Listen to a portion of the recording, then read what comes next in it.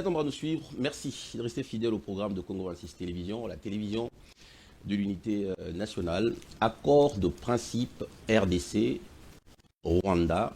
Est-ce qu'il faudra s'inquiéter? Et par ricochet, que devient Nairobi, Luanda ou encore Doha? On en parle ce soir dans ce nouveau numéro de l'invité, votre magazine. Nous recevons pour vous Madame Alice Nzuzi-Mbombo.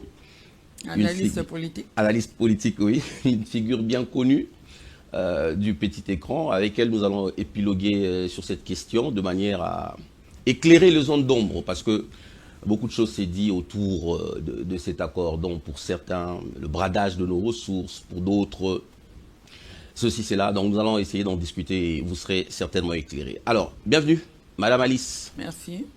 C'est un plaisir de vous recevoir. Beaucoup de gens, encore aujourd'hui, attachent votre visage au PPRD.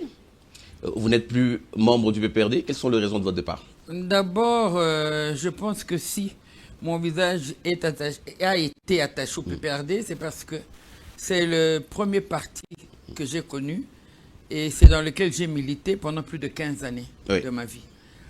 Et je suis entré en politique parce que je voulais servir mon pays. Je voulais servir ma nation et mes compatriotes.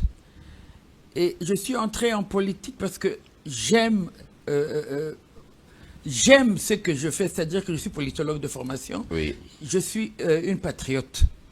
Et j'étais scandalisé de voir que le président de mon parti avait pris le parti de M. Nanga, un Congolais qui a assassiné plus de 9000 de mes compatriotes en s'aidant d'une armée étrangère des Rwandais, et sachant que ce pays, pendant plus de 30 ans, a versé le sang de plus de 20 millions de Congolais.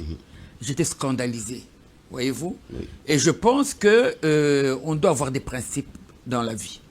Et même en politique, je fais partie de ceux qui pensent que on doit aller en politique avec un certain idéal. Et là, ça m'a scandalisé parce que surtout qu'au PPRD, on défend le slogan « Ne jamais trahir le Congo ». Oui. Et là, je me suis trouvé en face d'un traître qui a trahi Mouzé en versant le sang congolais pour des buts tout simplement politiciennes. Il y a des échéances. Nous avons dit qu'il n'y aura plus jamais, n'est-ce pas, une autre façon de faire les choses que les élections. Alors je ne comprends pas qu'on décide de se transformer en rebelle, qu'on décide de vouloir arracher. Ce n'est pas beau. Ce n'est pas beau. Alors, et ça nous recule en arrière. Oui, en fait, le PPRD a réagi par rapport à toutes ces accusations. Le président honoraire Joseph Kabila également a réagi par rapport à ces accusations. Il a opposé à ceux qui disent qu'il est l'AFC ou qu'il soutient l'AFC des preuves. Avez-vous agi en conséquence parce que vous détenez réellement de preuves? J'ai entendu de mes oreilles. Vous comprenez? Des spéculations. Alors. Si je ne l'avais pas entendu, je ne l'aurais pas cru. Oui. Parce que lorsqu'il y a eu passation civilisée de pouvoir, j'étais persuadé que c'était pour le souci de ne pas verser le sang congolais. Mais Kabila demande de preuves qui... Je l'ai entendu dire que la position de Nanga est compréhensible et qu'il la soutient. Je ne l'ai pas entendu présenter ses condoléances aux Congolais, aux familles endeuillées. Au moment où nous parlons, des milliers de familles, de nos compatriotes, les gens avec lesquels nous avons le même hymne national, les gens avec lesquels nous parlons la même langue, les gens avec lesquels nous partageons les mêmes frontières, nos frères de sang, sont endeuillés. Et je n'ai pas entendu cette personnalité qui a fait plus de 18 ans au pouvoir, ne fût-ce que leur présenter ses condoléances. Et puis, j'ai vu, n'est-ce pas, il était à Goma, même si aujourd'hui il le nie. Il était effectivement à Goma. Là, c'est encore un autre débat, oui. Et ceux qui le protégeaient, c'était l'armée rwandaise, entre autres, et le M23. Alors vous et moi, nous ne pouvons pas aller à Goma parce qu'il y a l'insécurité. Alors si lui se sent en sécurité, entouré du M23 et des militaires de Kagame, on est en droit de se poser des questions. Alors on a suffisamment en parlé, les médias en ont parlé, mais bon, en fait, la famille politique de Joseph Kabila nie le fait qu'il soit passé à Goma. On ne va pas revenir sur ce débat. Mais aujourd'hui, l'actualité, c'est aussi ces demandes la demande du ministre de la Justice, Constant Moutamba, au Sénat, de la levée des immunités de Joseph Kabila. Vous avez tout à l'heure dit que nous avons vécu une passation de pouvoir civilisé en RDC, où nous avons eu l'honneur d'avoir un ancien président. Que Kabila soit poursuivi aujourd'hui, pensez-vous que c'est une bonne idée? Écoutez, parlons peu, parlons vrai. Oui. Pendant 18 ans, il était censé être celui qui avait le souci de la cohésion nationale et qui devait avoir également le souci de veiller à l'intégrité territoriale de notre pays. Et je ne peux pas concevoir que cette personne qui a présidé à la destinée des Congolais soit aujourd'hui du côté de ceux qui assassinent le Congo. Je ne peux pas concevoir ça. Donc, vous soutenez la démarche du ministre de la Justice?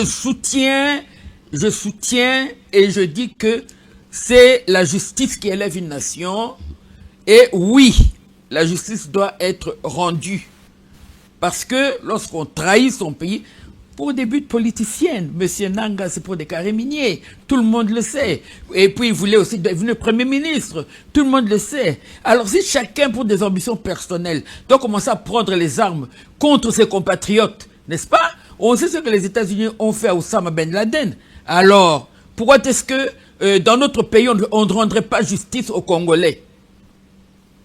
Je dis que le ministre de la Justice a raison. Et il doit aller jusqu'au bout, n'est-ce pas? Pour donner également une leçon à tous les Congolais qui voudraient, sous prétexte d'une raison ou d'une autre, assassiner d'autres Congolais. On n'a pas le droit d'ôter une vie. Alors, certains penseront aujourd'hui que votre discours est lié au fait que Kabila n'est plus au pouvoir. Ce n'est pas vrai. Vous quittez la barque parce que aujourd'hui, Kabila n'est plus aux affaires. Dois-je rappeler que c'est le deuxième mandat de M. Tshisekedi? Certains disent aussi que c'est peut-être lié à vos origines. Vous voulez soutenir votre frère. Comment vous réagissez? Je ne suis pas tribaliste. Je ne suis pas du tout tribaliste. Je suis nationaliste. Lorsque je me bats pour mes frères du Kivu, je ne suis pas originaire du Kivu. Mais c'est un problème personnel. Parce qu'il s'agit de mes compatriotes.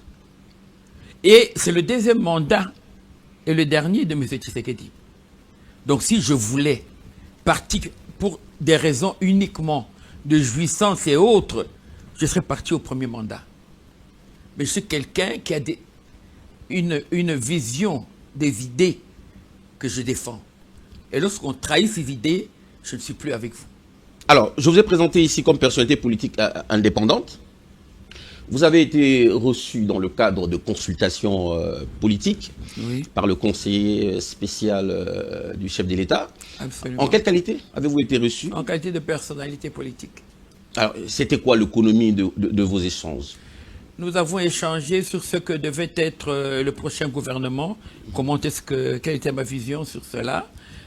Comment est-ce que de combien de ministres devaient être composés et quel devait être l'esprit de ce gouvernement, comment est-ce que je le voyais. Et nous avons également échangé sur les problèmes sécuritaires du pays. J'ai donné mon avis sur certains points. Alors, gouvernement de cohésion nationale, les consultations ont pris fin il y a pratiquement 1 ou 2 mois, un mois, si je ne m'abuse. 1 mois bientôt. Un mois bientôt, si je ne m'abuse. Qu'est-ce qui bloque? Au-delà du fait que c'est qui bloque, selon vous aujourd'hui, quelle est la place d'abord de la femme dans ce gouvernement, qu'on qualifie un gouvernement de combat, et quel est le profil des animateurs de ce gouvernement? La place de la femme, c'est le chef de l'État qui devra définir sa place, et j'espère qu'il mettra l'accent sur la gente féminine, parce que nous les femmes sommes des personnes qui savons ce que nous voulons en général et qui nous tenons à ce que nous voulons, de 1. De 2, concernant les ministres, comment est-ce que je vois, n'est-ce pas? Oui, quel profil aujourd'hui? On entend de campagne par-ci, par-là. Non. Certaines personnalités voudraient revenir au gouvernement, qui d'ailleurs était au gouvernement. Surtout pas. Alice Nzouzi est preneur. Surtout pas, bien entendu. Bien entendu. C'est un honneur pour moi que de servir mon pays. Je le dis haut et fort. C'est aussi celle-là, Alice Nzouzi. Je dis ce que je pense. Voyez-vous. Alors, je pense que le gouvernement devrait être composé de patriotes. Et je pense que le chef de l'État gagnerait à choisir, à faire son choix parmi les différents partis politiques. Nous sommes en guerre et nous sommes dans une période où le pays a besoin de toutes les intelligences. Et nous nous rendons compte que dans la pépinière que sont les partis politiques de notre pays, il y a beaucoup de valeurs, de grandes valeurs. Alors, le chef de l'État aurait, à mon humble avis, intérêt à faire son choix parmi différents partis politiques. Et pas spécialement, comprenez-moi bien, pas spécialement en tenant compte du choix des autorités morales. Pourquoi je dis cela?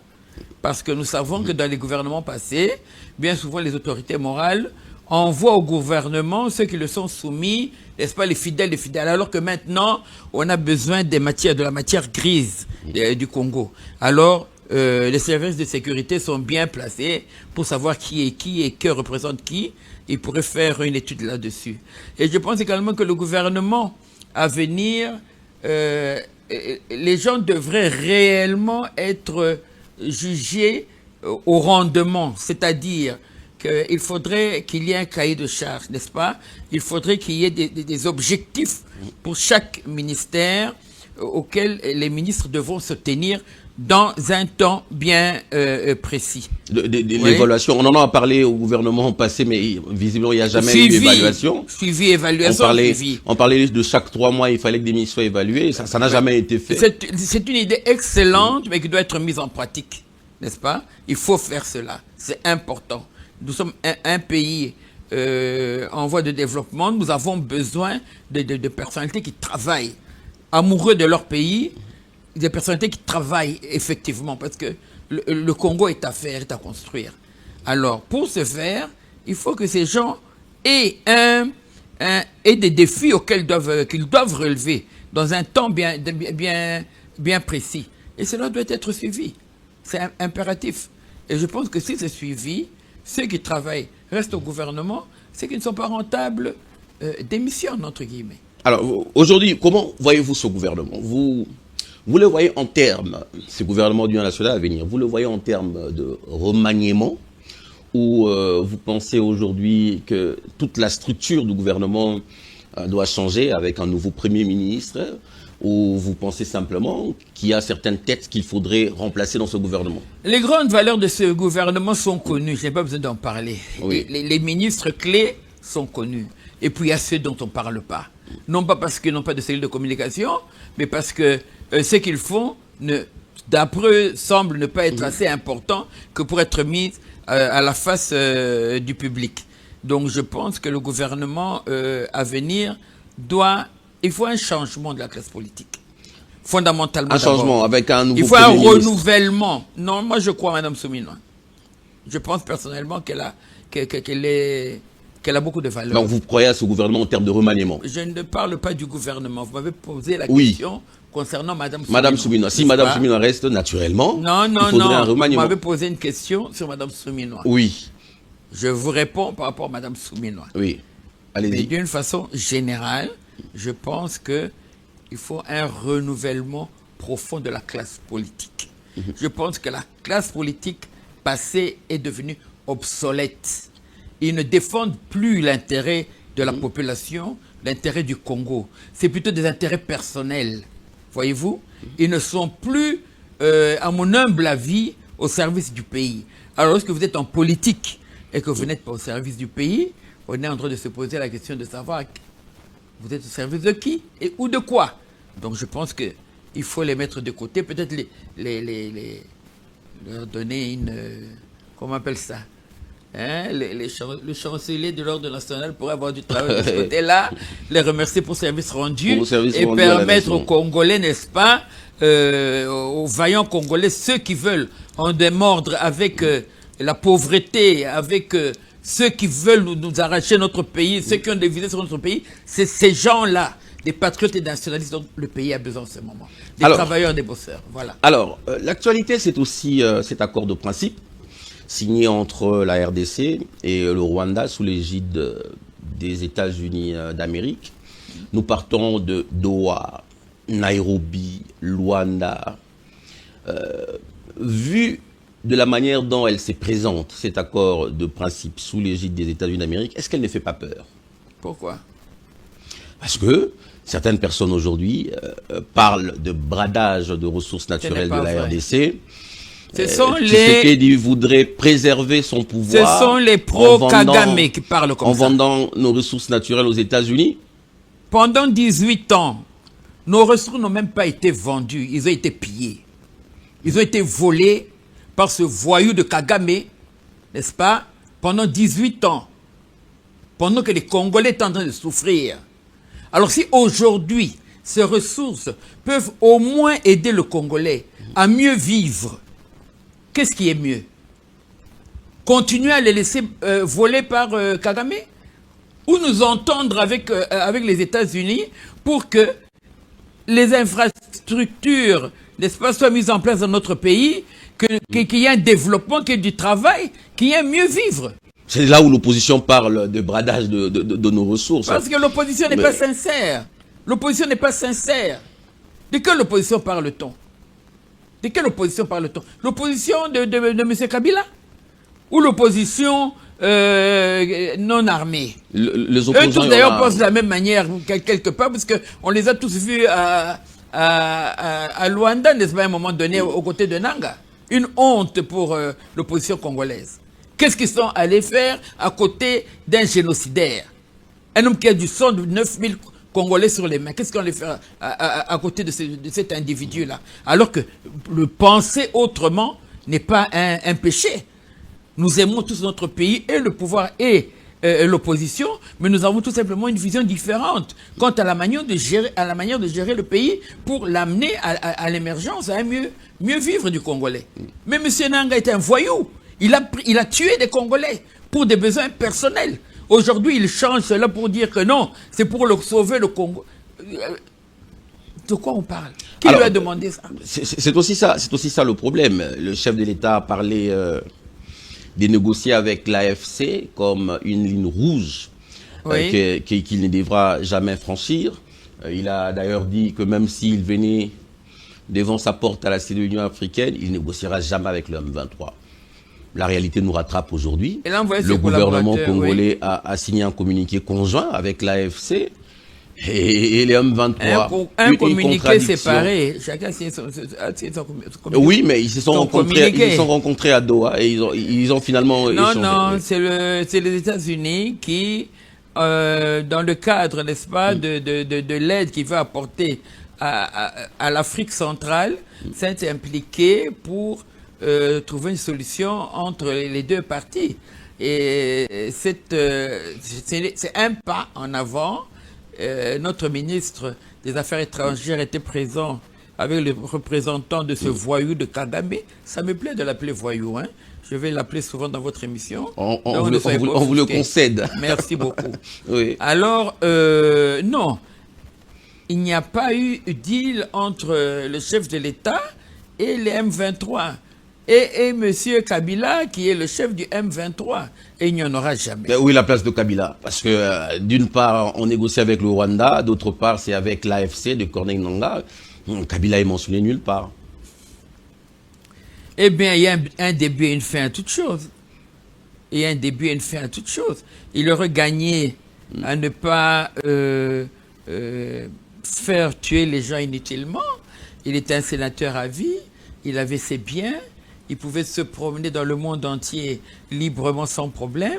Mais voilà, on n'en a jamais assez. Il fallait servir M. Kagame qui, pendant 18 ans, pillait légalement notre pays. Maintenant, voilà, il y a un Congolais 100% qui est là et qui ne veut plus ce genre de bêtises-là. Mais ça choque un peu. Alors, ça choque un peu, Alice Nzouzi, pour ceux qui vous connaissent du PPRD, défendant Joseph Kabila. Ne soyez pas choqués. Et aujourd'hui, attendez, ce langage vis-à-vis du sénateur. Je suis entré au PPRD. Certains parleraient du vagabondage politique. Non, je vous ai dit que je suis entré au PPRD. Je ne connais pas d'autres partis en dehors du PPRD dans mon passé. Vous voyez? Donc, je suis une personne quand même de conviction. Mais le PPRD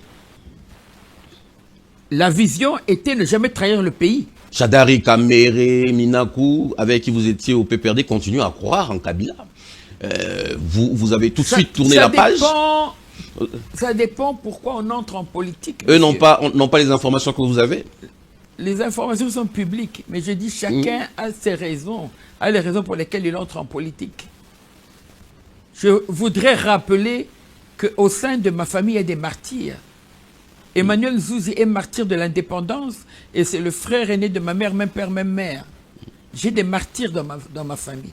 Je ne peux pas jouer avec certains principes. Mon père a été assassiné en politique. Nous avons des martyrs dans notre famille. Donc pour nous, la politique n'est pas un jeu. Ce n'est pas un jeu. Et quelqu'un qui vient usurper une identité, trahir, il a trahi plus de 100 millions de Congolais, en se faisant passer pour le fils de celui qui n'est pas. Jean-Pierre Bemba l'a dit, c'est une grande personnalité de notre pays. Et je pense qu'il ne se permettrait pas de le dire s'il n'avait pas de preuves. Il a dit qu'il a des preuves.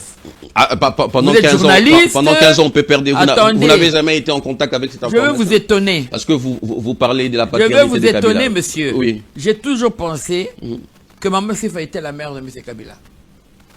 Elle n'est le pas. Je parle devant Dieu. Je l'ai toujours pensé.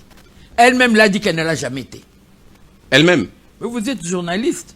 Vous êtes censé le savoir. Elle a fait une déclaration. On dit qu'elle n'a jamais été la mère de M. Kabila. Elle a été menacée. Il y a des enfants Kabila qui ont été... Tous ceux qui parlaient des origines de M. Kabila étaient éliminés, dont M. Moukena. Ce sont les informations qui le disent. Alors... Hein? Même il y a eu des enfants de Kabila qui ont été décédés. Trouver l'abcès. Vous posez une question puis vous voulez me couper. Non, allez-y. C'est vrai que je le dise. Oui. Bon... Vous êtes libre de mentir le dire. à un peuple pendant 18 ans. Moi, je le croyais. C'était peut-être naïf de ma part, mais je le croyais. Mais puisque vous voulez qu'on parle de ce débat, nous avons vécu avec Mouzé Kabila, qui a nommé Joseph Kabila Kabange comme son fils. Aujourd'hui, qui mieux qu'un père peut parler de la paternité de son fils? Écoutez, on peut ne pas être sûr d'être l'enfant de son père, au moins de sa mère, il n'y a pas de doute. Maman Sifa dit qu'elle n'est pas au courant de ça. Oh, nous n'avons pas vu cette déclaration. Vous êtes journaliste, renseignez-vous. Nous en rechercherons. Faites vos recherches, renseignez-vous. Alors, tout dépend des raisons qui amènent quelqu'un en politique. Et il y a des idéalistes en politique. Et puis il y a des profito-situationnistes en politique. Il y a tout genre d'individus. Et moi, je fais partie des gens qui sommes entrés en politique pour mon pays et mes compatriotes. Et je ne peux pas lésiner sur certains principes. Alors, merci beaucoup. Alors, puisque nous allons revenir un peu à cette affaire de communiqué conjoint ou encore accord de principe. Il y a une démarche qui a été amorcée par les évêques catholiques de la Synco et de l'ECC. Aujourd'hui, on a comme l'impression que la RDC embrasse un peu tout. Vous croyez à cette démarche des l'ECC de la Synco? Je pense que M. Cholet, M. Mouteba et les évêques de l'ECC, de l'église de la Synco, sont une honte pour la République et pour les chrétiens. Moi, je les considère comme étant des pharisiens. L'apparence de la piété, mais qui en réalité sont des lots ravisseurs. Ceux dont le Christ disait que ce sont des tombeaux blanchis. Qui reprochez-vous à ces gens? Je les reproche d'avoir mené une initiative de paix. Je les reproche d'aller prendre l'argent de Kagame, soi-disant pour faire des conciliabules et chercher la réconciliation entre les gens.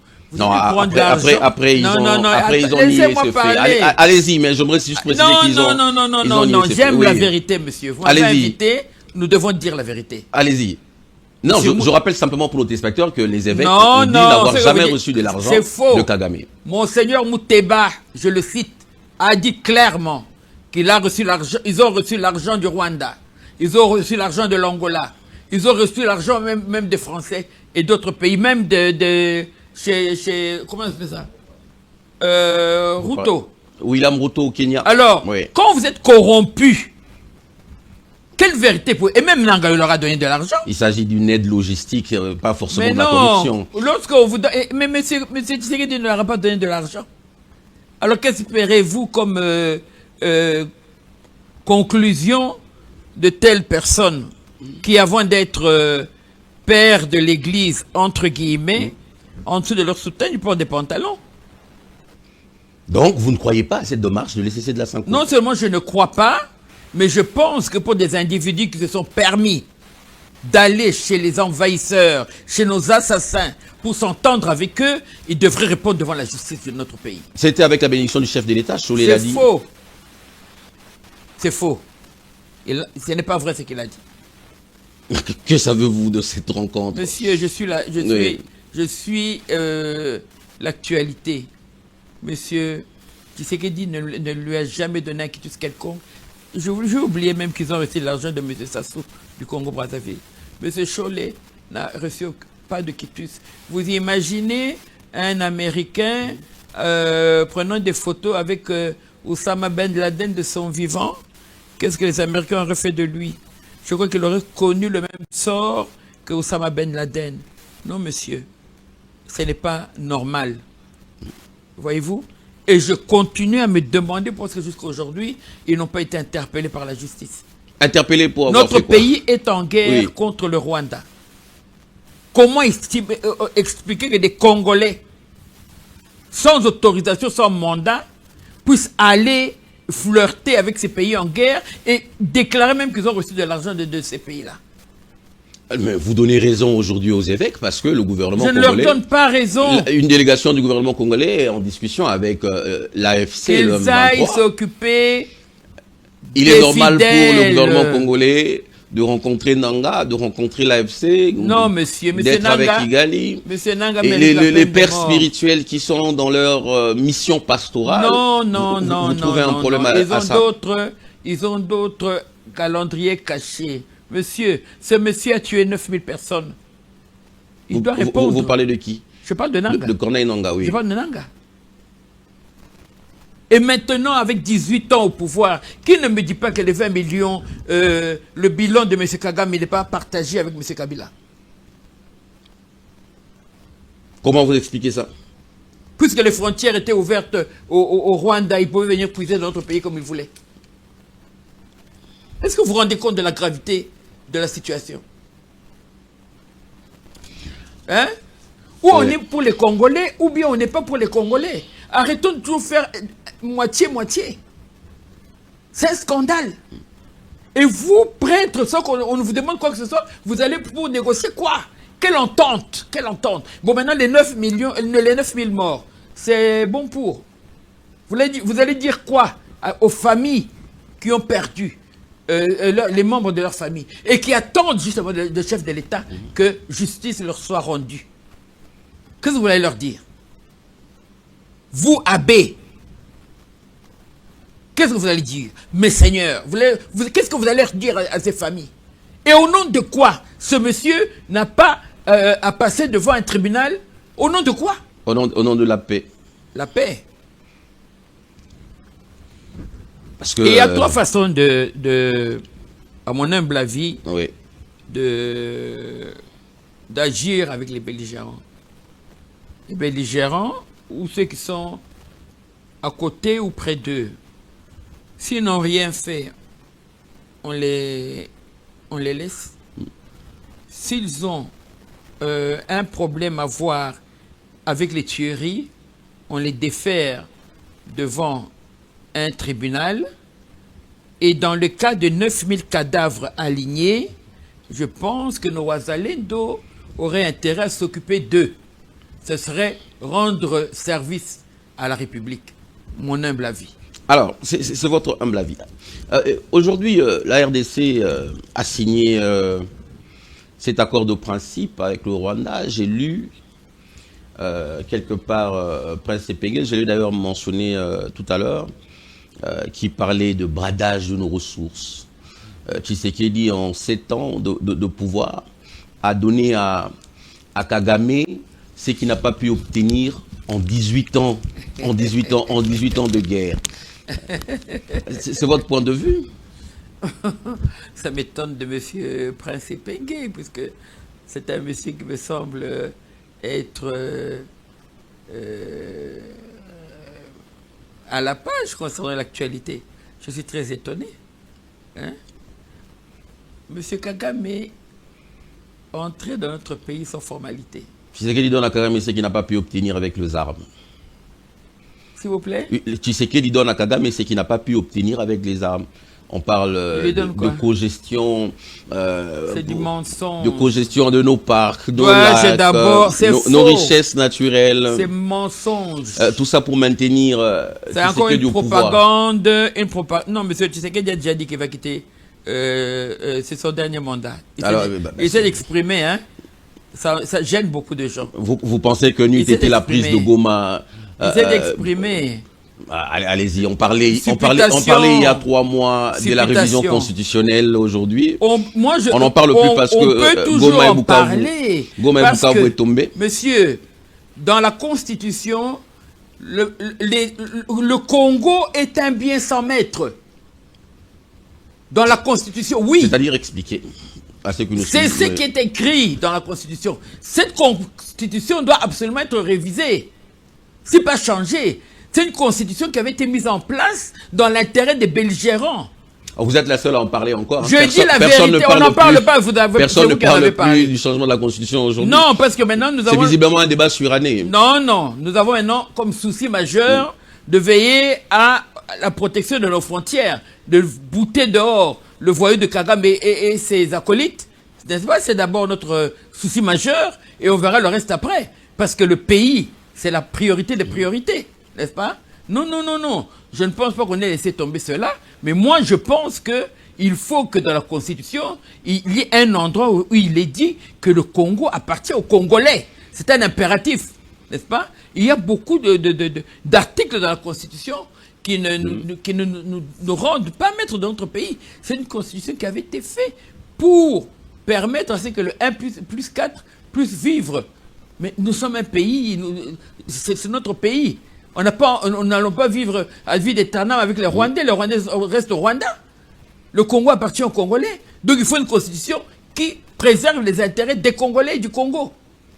Alors, aujourd'hui, on peut parler ou on peut avoir le courage d'affirmer qu'avec toute cette énergie diplomatique que déploie le gouvernement et le président de la République, que nous tournons peu à peu la page de 30 ans de guerre. Oui, monsieur Tshisekedi a fait cet exploit. C'est vraiment quelque chose d'extraordinaire. Il a surpris, hein, ça c'est vraiment ce qu'on appelle le joker, comme on dit. 30 années de misère, de souffrance, qui vont prendre fin dans très peu de temps. Et en échange, nous aurons la sécurité de l'espace congolais, n'est-ce pas? C'est là pour vous rappeler qu'il y a beaucoup de blablabla qui se disent, qui ne reflètent pas toujours la vérité, puisque l'impératif dans ces documents est que le Congo, les frontières du Congo doivent rester intactes. Donc je ne vois pas comment est-ce que, d'un côté, on reconnaît que nous devons garder les frontières de notre pays, et de l'autre, on va faire des deals avec un pays envahisseur comme le Rwanda pour venir nous piquer encore ce qui nous appartient. Alors, les États-Unis ont proposé pratiquement le même deal, pour emprunter vos mots, avec l'Ukraine. Et à suivre l'actualité internationale, aujourd'hui, l'Ukraine n'a toujours pas signé ces contrats de ressources naturelles contre paix avec les États-Unis. Aujourd'hui, la RDC a fait le premier pas vers les États-Unis. Certaines statistiques disent aujourd'hui que les États-Unis vont investir 5 millions de dollars. 500 millions. 500 milliards en 15 ans. En 15 ans, pour gagner... 500 milliards. Pour gagner combien? Pour gagner combien? N'est-ce pas un contrat léoné comme... Qu'est-ce qu'on a gagné en 18 ans? Où les Rwandais venaient nous voler pour rien? Qu'est-ce que vous et moi avons gagné? En 18 ans, les frontières de la RDC n'étaient pas aussi, on n'avait pas de frontières. Tangibles. Tshisekedi a reçu un pays avec 145 territoires. Goma, Bukavu n'étaient pas sous le contrôle de Rwanda. S'il vous plaît. Bon, certains le diront. Mais qu'est-ce que nous gagnons réellement, oui? S'il vous plaît. C'était les coups de fil entre M. Kabila et M. Kagame. N'est-ce pas? Même l'opération pour Morange était un mensonge. On n'avait pas d'armée. Le président de la République a dit le président de la République a dit que le M23 a été défait et militairement. C'était un mensonge. C'est le chef de l'État qui l'a dit. Nous pouvons remettre l'image. Je peux dire pourquoi j'ai dit cela. C'était un gros mensonge. Si nous étions réellement 9e ou 11e, comme on disait, en Afrique, aujourd'hui, au moment où on a eu besoin de FARDC, on n'allait pas voir des militaires en train de fuir devant l'adversaire. Félix Tshisekedi a dit qu'il a hérité d'une armée républicaine disciplinée, tout ça. C'est de l'apparence, c'est ce que nous tous nous pensions, vous et moi nous pensions également cela. Mais c'est devant les preuves qu'on peut juger, n'est-ce pas, les hommes. On avait des militaires bien habillés, qui savaient faire les défilés, et dont on nous disait qu'ils se battaient contre les Rwandais, qu'on avait, n'est-ce pas, gagné des terrains sur les Rwandais, alors qu'en réalité, je me rends compte qu'on n'avait rien gagné du tout. Et que les vaillants soldats tels que les Mamadou Ndala et plusieurs généraux de valeur avaient tout simplement été écartés pour mettre comme officiers ces Rwandais, ces foutus Rwandais qui sont venus foutre en l'air notre armée totalement. Et cette armée est à recommencer aujourd'hui. C'est aujourd'hui qu'on va mettre en place une armée. Maintenant que nous avons eu besoin d'eux. Mais aujourd'hui qu'un fils du pays était au créneau et qu'il a envoyé son armée se battre, qu'est-ce qu'on s'est rendu compte? Que les espions rwandais qui étaient dans notre armée ont servi leur pays jusqu'à la fin en donnant n'est-ce pas, tout notre arsenal militaire aux Rwandais et en demandant aux Congolais qui étaient toujours des officiers subalternes pour la majorité de ne pas se battre. Alors, on va chuter. Le temps nous imparti touche à sa fin. Communiquer conjoint, tout ça avec le Rwanda, avec l'AFC. Mais sur le terrain, rien ne change.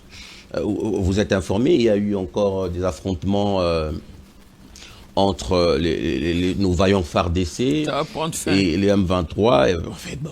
Question de temps. Pourquoi cette démarche si sur terrain, rien ne change? Ça va changer, faites-moi confiance. Ça va changer. Dès que le chef de l'État signe avec les Américains, ça va changer. Parce que, n'est-ce pas, dans la vente de nos matières premières, n'est-ce pas, il y a l'entente selon laquelle les États-Unis vont protéger les frontières de la RDC. Aujourd'hui, c'est visiblement le seul espoir. C'est aujourd'hui le seul espoir du régime en place. Hein. Avant quel était notre espoir? On devrait compter sur... C'est un point tel que... On devrait compter sur notre armée. Attendez, mais armée qui devait être mise en place Trump par qui? se présente comme le sauveur de la RDC. Qui devait mettre en place cette armée? Mais lorsque M. Tshisekedi est arrivé, c'est un civil, monsieur. Oui, en 7 ans de pouvoir, qu'est-ce qui a été fait? Mais lorsque je viens et que je vous trouve habillé et que vous me dites que voilà mon costume est tout à fait bien, vous êtes assis, pour moi je vois que vous êtes bien habillé. Mais en vous levant, je me rends compte que derrière il y a un gros trou. Je ne peux pas le savoir si vous ne vous levez pas. C'est ce que M. Tshisekedi a vécu. Hein? Il y a eu remise et reprise, oui, on a vu une belle armée, nous tous nous pensions que nous avions une grande armée, on parlait de 9e, 11e. Mais 11e en Afrique ne peut pas fuir devant l'adversaire. Hein? Une armée infiltrée jusqu'à la moelle épinière. Une armée qui n'avait d'armée que le nom. N'est-ce pas? C'est ça la vérité. Alors, merci beaucoup, Alice Nzouzi. C'est moi qui vous remercie. Vous êtes personnalité politique indépendante. Oui. Aujourd'hui. Au service de mon pays. Au service de votre pays. Oui. Alors, ici, vous devrez lancer un message à nos populations qui vous suivent dans l'est de la RDC. Quels seraient ces messages et on va finir par là. Bande Guanabiso, Bana Congo, Bana Est, Nord Kivu, Sud Kivu, Ituri. Tozana Bino. Likampasi na Bino. Tozo vivre yango na mitema na biso. Togo tika bino te tozana bino.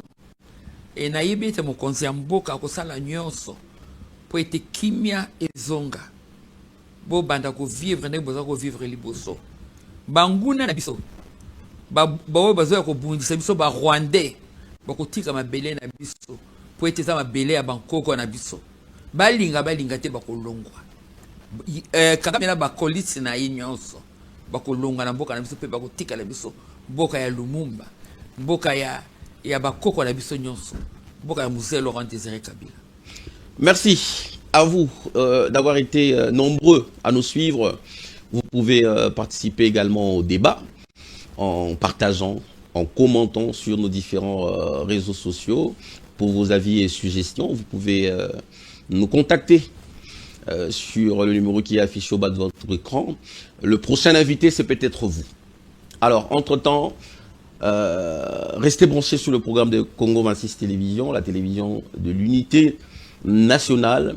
Moi, je vous retrouverai certainement prochainement et ça sera avec le même plaisir. Merci.